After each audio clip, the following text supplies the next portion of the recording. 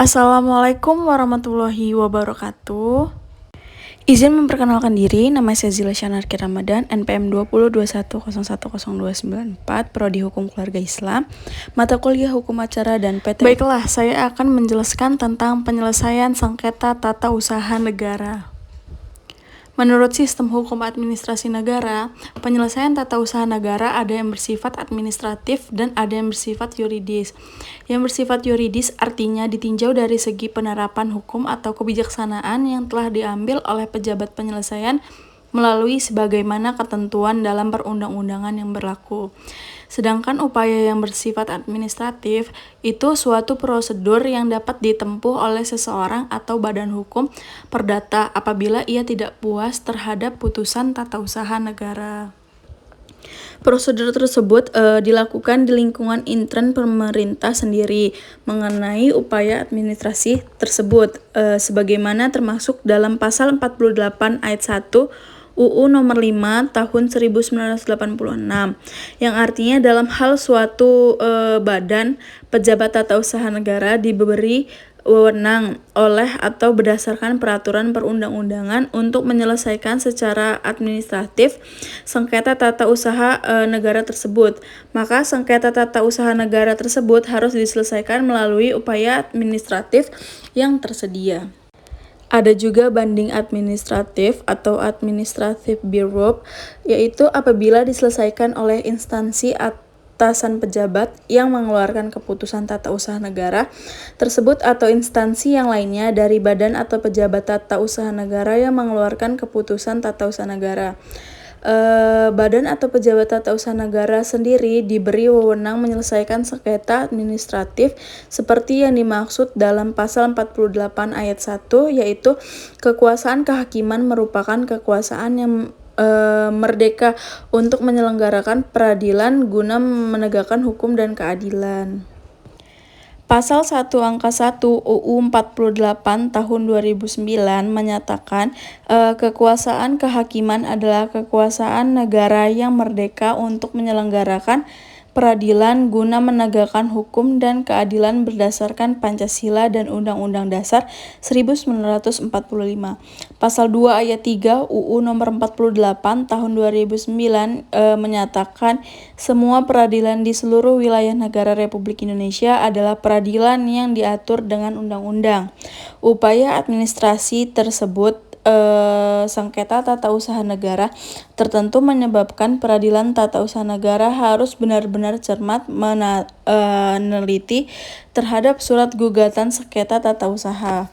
Apakah sengketa tersebut mengandung upaya administratif atau tidak? Apabila terdapat upaya administratif, apakah semua upaya keberatan dan banding sudah ditempuh?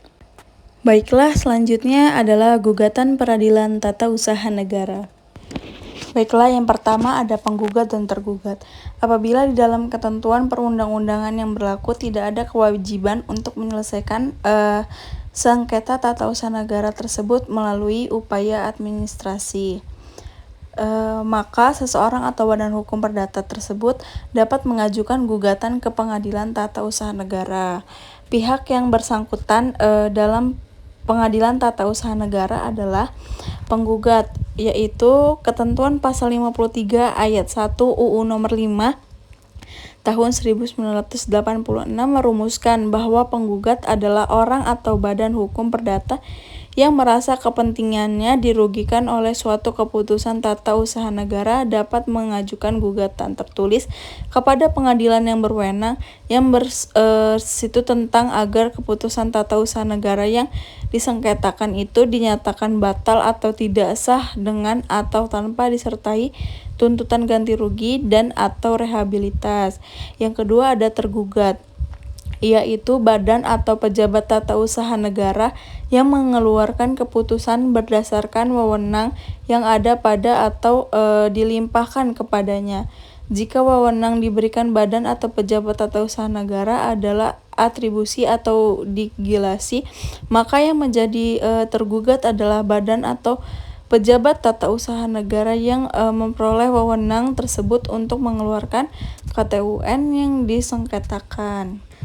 Selanjutnya yang kedua ada alasan gugatan dan isi gugatan.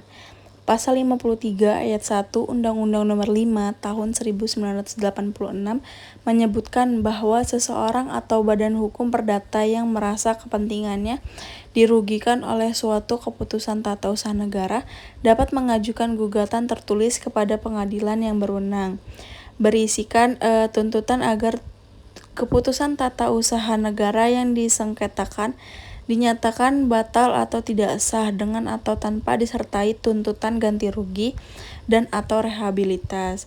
Surat gugatan yang akan diajukan ke Pengadilan Tata Usaha Negara menurut pasal 56 UPTUN yang pertama ada nama, kewarganegaraan, tempat tinggal, dan pekerjaan penggugat atau kuasanya. Yang kedua ada nama, jabatan, dan tempat tinggal tergugat. Yang ketiga ada dasar gugatan dan hal yang diminta untuk diputuskan oleh pengadilan. Apabila gugatan yang dibuat atau ditandatangani oleh kuasa penggugat, maka harus disertai surat kuasa yang sah dan sedapat mungkin juga disertai keputusan tata usaha negara yang disengketakan oleh penggugat. Apabila keputusan tata usaha negara yang hendak disengketakan itu tidak ada di tangan penggugat atau di tangan pihak ketiga yang terkena akibat keputusan tersebut, hakim dapat meminta kepada badan atau pejabat tata usaha negara yang bersangkutan mengirimkan kepada pengadilan keputusan tata usaha negara yang disengketakan. Selanjutnya yang ketiga ada pengajuan gugatan. Berdasarkan pasal 54 ayat 1 Undang-Undang Nomor 5 Tahun 1986, gugatan sengketa tata usaha negara diajukan secara tertulis kepada pengadilan yang berwenang yang daerah hukumnya meliputi tempat kediaman tergugat. Gugatan yang diajukan harus dalam bentuk tertulis karena gugatan itu akan menjadi pegangan bagi pengadilan dan para pihak selama pemeriksaan. Dalam hal penggugat, seseorang buta huruf dan tidak mampu membayar seseorang pengacara, yang bersangkutan dapat meminta kepada panitera pengadilan tata usaha negara yang bersangkutan untuk membuat dan merumuskan gugatan. Apabila gugatan lebih dari satu badan atau pejabat tata usaha negara yang berkedudukan tidak dalam satu daerah hukum pengadilan tata usaha negara, gugatan diajukan pada pengadilan yang daerah hukumnya meliputi tempat kedudukan salah satu badan atau pejabat tata usaha negara. Mengenai sengketa tata usaha negara yang menurut peraturan perundang-undangan, yang bersangkutan harus diselesaikan terlebih dahulu melalui upaya administrasi sebagaimana dimaksud dalam pasal 51 ayat 3 Undang-Undang Nomor 5 Tahun 1986. Itu gugatan harus diajukan ke Pengadilan Tinggi Tata Usaha Negara yang daerah hukumnya meliputi tempat kedudukan tergugat. Baiklah, selanjutnya yang keempat ada penetapan hari sidang dan pemanggilan para pihak. Setelah penggugat membayar uang muka biaya perkara yang besarnya ditafsir oleh panitera, gugatan dicatat dalam daftar perkara. Perkara ini nantinya akan diperhitungkan dengan biaya perkara sebagaimana dicantumkan dalam putusan pengadilan pasal 59 UPTUN. Biaya perkara ini dibebankan kepada yang kalah. Itu pasal 11 UPTUN. Rincian biaya tersebut terdiri dari 1. Biaya kepanitraan, 2. Biaya saksi, ahli, dan ahli bahasa, dengan catatan bahwa pihak yang meminta pemeriksaan lebih dari 5 orang saksi harus membayar untuk saksi yang lebih, meskipun pihak tersebut dimenangkan. Biaya pemeriksaan di tempat lain dari ruang sidang dan biaya lain yang diperlukan bagi pemutusan sengketa atas pemerintah hakim ketua sidang. Seorang penggugat yang tidak mampu yang dinyatakan dengan surat keterangan dari kepala desa atau lurah dapat mengajukan permohonan kepada ketua pengadilan untuk berperkara dengan cuma-cuma, yaitu pasal 60 UPTUN. Selanjutnya yang kelima ada kuasa hukum. Dalam sengketa di Pengadilan Tata Usaha Negara, para pihak dapat didampingi atau diwakili oleh seorang atau beberapa orang kuasa hukum. Pemberian kuasa ini dapat dilakukan dengan membuat surat kuasa khusus atau dapat dilakukan secara lisan di pengadilan. Untuk surat kuasa yang dibuat di luar negeri, bentuknya harus memenuhi persyaratan yang berlaku di negara yang bersangkutan dan diketahui oleh perwakilan Republik Indonesia di negara tersebut. Menurut Pasal 84 Nomor 5 Tahun 1986, apabila dalam persidangan seorang kuasa melakukan tindakan yang melampaui batas wewenangan, pemberi kuasa dapat mengajukan sangkalan secara tertulis disertai tuntutan agar tindakan kuasa tersebut dinyatakan batal oleh pengadilan. Apabila sangkalan itu dikabulkan, maka hakim wajib menetapkan dalam putusan yang dimuat dalam berita acara sidang bahwa tindakan kuasa itu dinyatakan batal dan selanjutnya dapat dihapus dalam berita acara pemeriksaan. Selanjutnya yang keenam ada pemeriksaan di persidangan. Pertama, pemeriksaan pendahuluan. Peradilan Tata Usaha Negara mempunyai kekhususan dalam pemeriksaan sengketa tata usaha negara, yaitu adanya pemeriksaan pendahuluan. Pemeriksaan pendahuluan terdiri dari pasal 62 UPTUN. Yang pertama ada rapat permusyawarahan. Rapat permusyawarahan atau disebut disimisal proses atau tahap penyaringan diatur dalam Pasal 62 Undang-Undang Nomor Tahun 1986. Dalam rapat permusyawaratan ini, Ketua Pengadilan memeriksa gugatan yang masuk apakah gugatan tersebut telah memenuhi syarat-syarat sebagaimana diatur dalam Undang-Undang Nomor 5 Tahun 1986 dan apakah memang termasuk wewenang Pengadilan Tata Usaha Negara untuk mengadilinya. Selanjutnya, pemeriksaan persiapan Pasal 63 UPTUN. Pemeriksaan persiapan dilakukan mengingat penggugat di Pengadilan Tata Usaha Negara pada umumnya adalah warga masyarakat yang mempunyai kedudukan lemah bila dibandingkan dengan tergugat sebagai pejabat tata usaha negara. Dalam posisi yang lemah tersebut sangat sulit bagi penggugat untuk mendapatkan informasi dan data yang diperlukan dari badan atau pejabat tata usaha negara yang digugat.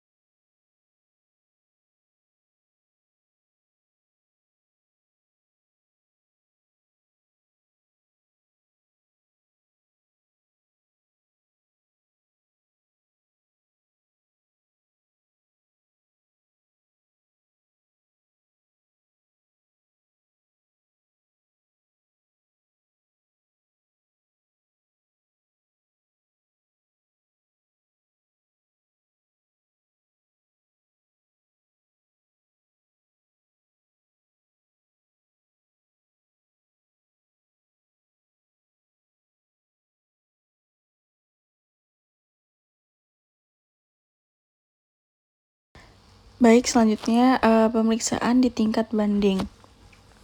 Menurut Pasal 122 Undang-Undang Nomor 5 Tahun 1986 terhadap Nomor 5 Tahun 1986 terhadap Nomor 5 Tahun 1986, putusan Pengadilan Tata Usaha Negara diputuskan Pengadilan Tata Usaha Negara dapat diminta pemeriksaan banding oleh penggugat atau Pengadilan Tinggi Tata Usaha Negara. Permohonan pemeriksaan banding diajukan secara tertulis oleh pemohon atau kuasa khusus diberi kuasa untuk itu kepada Pengadilan Tata Usaha Negara yang menjatuhkan putusan tersebut dalam tenggang waktu 14 hari setelah putusan pengadilan diberitahukan kepada yang bersangkutan secara patut permohonan pemeriksaan banding disertai pembayaran biaya perkara banding terlebih dahulu yang besarnya ditafsir oleh panitera dalam Pasal 123 UPTUN. Selanjutnya ada pemeriksaan di tingkat kasasi dan peninjauan kembali.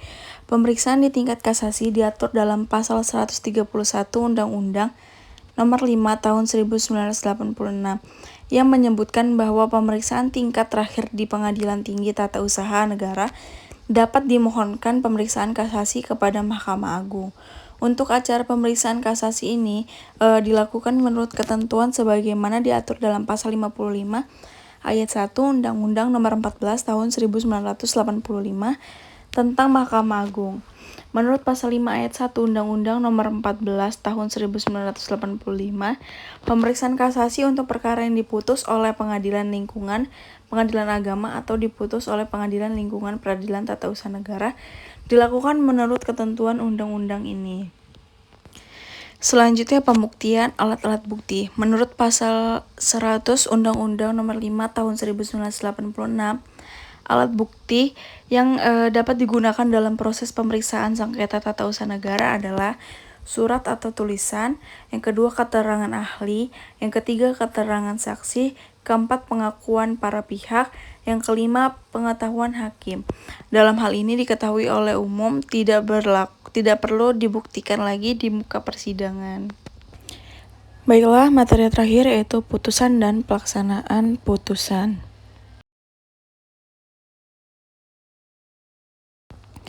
Yang pertama ada putusan Pengadilan Tata Usaha Negara. Setelah selesai rangkaian pemeriksaan sengketa tata usaha negara, Hakim Ketua sidang memberikan kesempatan kepada pihak-pihak untuk menyampaikan kesimpulannya masing-masing. Sesudah itu, Hakim Ketua sidang menuju sidang untuk memberikan kesempatan kepada majelis hakim untuk bermusyawarah dalam ruangan tertutup guna mempertimbangkan putusannya. Dalam musyawarah yang dipimpin Hakim Ketua, sidang putusan ini merupakan hasil pemufakatan bulat, kecuali setelah diusahakan dengan sungguh tidak ada dicapainya mufakat bulat. Putusan dapat diambil dengan cara yang suara terbanyak. Yang kedua ada pelaksanaan putusan.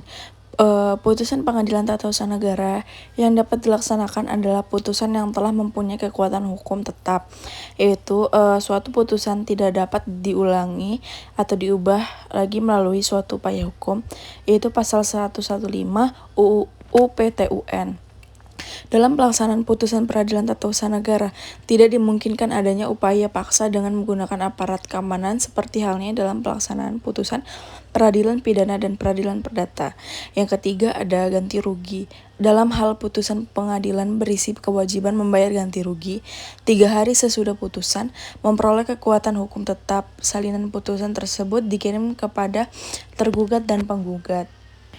Baik, yang terakhir ada rehabilitas. Bila suatu sengketa kepegawaian gugatan dikabulkan dengan disertai kewajiban memberikan rehabilitas, maka dalam waktu 3 hari salinan putusan pengadilan yang sudah mempunyai kekuatan hukum tetap dikirimkan kepada penggugat dan tergugat.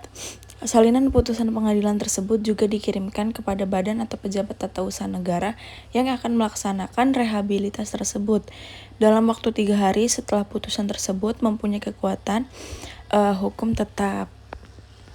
Baiklah, sekian penjelasan saya tentang materi-materi tersebut. Kurang lebihnya saya mohon maaf, saya akhiri. Wabillahi taufiq wa hidayah. Wassalamualaikum warahmatullahi wabarakatuh.